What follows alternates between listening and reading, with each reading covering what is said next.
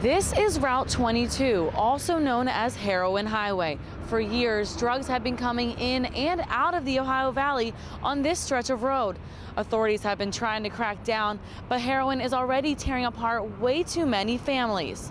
What do you do with a 18-year-old that's still detoxing, that wants drugs, that will do whatever she has to get the drugs? Her daughter's heroin addiction started at age 15. She's clean today, but it took her 8 years and finally an arrest to get there. On the road to recovery, she lost a lot, including her family's trust. You have to realize that, every action that you've taken is 10 steps back for them. And, by the time you realize that you need to get clean, they're doing what they need to for themselves. They can't worry about you anymore. Addiction is tearing apart local families. Another mother will never regain the trust she's lost in her son and stepdaughter. You always wonder where they're at. You wonder what they're doing, who they're with. Who knows if they're breaking into somebody's house to get money for drugs because we don't give it to them anymore.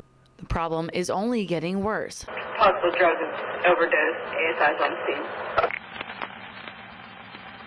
From 2003 until 2010, there were more than 100 drug-related deaths in Brooke and Hancock counties. Local officials say that many of the drugs are coming from Chicago, and keeping them out won't be easy. We can't arrest our way out of this problem. It's a problem that it's going to have to be dealt with from prevention, through education, treatment, and enforcement of laws. It's going to take a combination of probably all three things to hopefully solve this problem.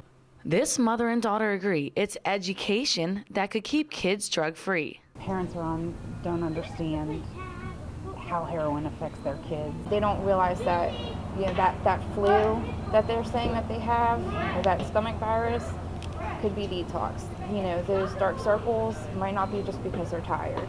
Al-Anon is one of the many organizations addicts can turn to. A group meets at Trinity West Hospital every Wednesday. The more that we can educate the youth of the Ohio Valley about the dangers of heroin, we have a chance. And there's a light at the end of the tunnel, even for those who think it might be too late.